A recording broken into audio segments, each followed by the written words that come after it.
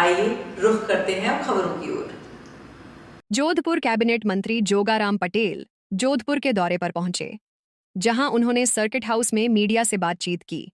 इस दौरान उन्होंने पूर्व मुख्यमंत्री अशोक गहलोत को जन्मदिन की शुभकामनाएं देते हुए उन पर निशाना भी साधा। जोगाराम पटेल ने जल जीवन मिशन में हुए कथित घोटाले को लेकर पूर्व मंत्री महेश जोशी पर गंभीर आरोप लगाए। उन्होंने कहा कि यह राजस्थान का अब तक का सबसे बड़ा घोटाला है। उन्होंने सवाल उठाया कि क्या इस घोटाले की जानकारी तत्कालीन मुख्यमंत्री अशोक गहलोत को नहीं थी? अगर थी, तो उन्होंने समय रहते कार्रवाई क्यों नहीं की? भीषण गर्मी के बीच पेयजल संकट को लेकर जोगाराम पटेल ने जानकारी दी कि राज्य सरकार के निर्देशों पर शहरी और ग्रामीण दोनों क्षेत्रों में पेयजल आपूर्ति के लिए व्यापक व्यवस्था की जा रही है। उन्होंने कहा कि सभी संसाधनों का उपयोग करते हुए लोगों तक पानी पहुंचाने का प्रयास हो रहा है। नागौर सांसद हनुमान बेनीवाल द्वारा लगाए गए आरोपों का जवाब देते हुए पटेल ने कहा कि उनके पास कोई तथ्य नहीं है और सरकार द्वारा की जा रही व्यवस्थाएं पूरी तरह से पारदर्शी और निर्देशानुसार हैं। इस मौके पर अंतर्राष्ट्रीय प्रेस स्वतंत्रता दिवस पर उन्होंने प्रदेश के मीडिया कर्मियों को बधाई दी और कहा कि मीडिया सजग और निष्पक्ष भूमिका निभा रहा है। मेरा मानना है कि किसी भी सरकार में सरकार का मुखिया उसके लिए सब जिम्मेवार होता है, और तत्कालीन सरकार कांग्रेस सरकार में उसका मुखिया जिनका आज जन्मदिन है उनको मैंने बधाई दी है। मैं आपके मार्फत उनको बधाई देता हूँ, जन्मदिन की उनको खूब खूब बधाई। अगर उनके नॉलेज में नहीं इतना बड़ा घोटाला हुआ तो भी बहुत गलत है कि एक मुख्यमंत्री की नॉलेज में नहीं हो और उसके विभाग में इतना बड़ा घोटाला हो जावे, या उनका नॉलेज में है और उन्होंने ऐसा घोटाला होने दिया। दोनों ही तरह से तत्कालीन मुख्यमंत्री स्वयं भी इसके लिए जिम्मेवार है, ऐसा मेरा मानना है। ऐसा कुछ सच है? ये 100% सत्य है। राजस्थान के इतिहास में, हिंदुस्तान का तो मुझे नहीं, राजस्थान के इतिहास में कोई मंत्री अपने ही विभाग में घोटाले में जेल गए, वही पहला उदाहरण है आदरणीय महेश जी जोशी। और जैसा बार बार मीडिया की मार्फत, सरकार की मार्फत, अन्य तथ्यों की मार्फत जो खबरें आ रही है, इतना बड़ा घोटाला शायद आज दिन तक कहीं नहीं हुआ, और वो भी पेयजल के संबंध में, और वो भी जेजेएम के। इसीलिए इसकी पूरी परतें खुलने दो, जांच हो रही है। बहुत बड़ा घोटाला है। मंत्री जी खुद गिरफ्तार हुए हैं, अनेक अधिकारी गिरफ्तार हुए हैं, सस्पेंड हुए हैं, और 55 करोड़ का तो स्वीकृत रूप से घोटाला वो स्वीकार कर रहे हैं कि टेंडर से पहले ही 55 करोड़ का भुगतान कर दिया।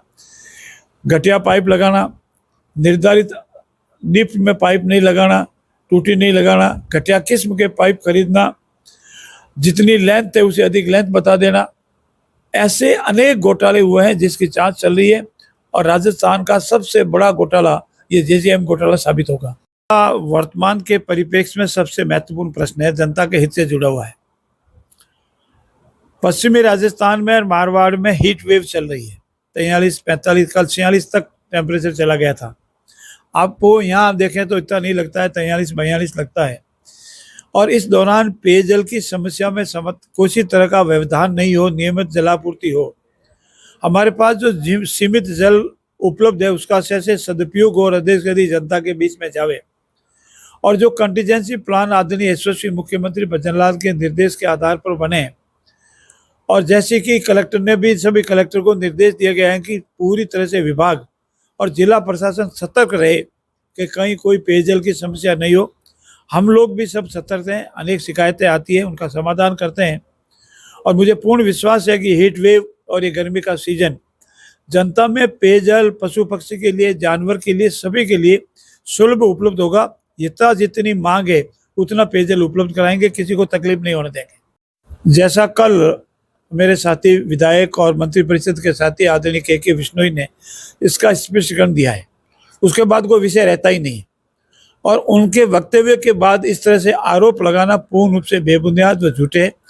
और जिस तरह से कागज उन्होंने मीडिया के सामने बतलाए, जिन पर किसी के हस्ताक्षर नहीं है, और जिनके मार्फत कागज देना बतलाए, उन्होंने मना कर दिया कि ऐसा कोई कागज मैंने इनको नहीं दिया अनुसंधान के दौरान। ऐसी स्थिति में मेरा निवेदन है कि बिना तथ्यों के किसी पर आरोप लगाना पूर्ण रूप से गलत है, और मैं ऐसे निराधार तथ्यों की भर्त्सना करता हूँ। देखिए, बहुत खुशी का दिन है, गर्व का दिन है।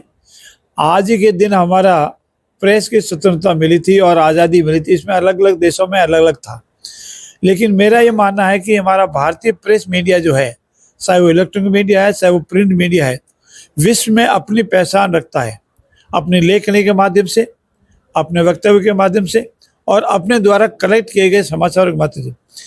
हिंदुस्तान में जो अंतिम श्रेणी में बैठा है, उसकी बात अगर कोई जग जाहिर करता है तो मेरा प्रेस और वो प्रिंट मीडिया और इलेक्ट्रॉनिक मीडिया करता है। आम जन की कोई बात है, संविधान से संबंधित किसी अधिकारों पर हनन होता है, उसकी कोई बात है, कार्यपालिका हो, न्यायपालिका हो या विधायिका हो, इनके संबंधों की बात हो, हर तरह से हमारा भारतीय मीडिया जो है वो पूरी तरह से सजग है, निर्भीक है और पूर्ण रूप से निर्भीकता से अपनी बात करता है। उसके लिए आज अंतर्राष्ट्रीय प्रेस दिवस के उनको बहुत बहुत हार्दिक बधाई। और इसी तरह जनता की आवाज़, आम जन की आवाज़ प्रेस मीडिया बनता रहे।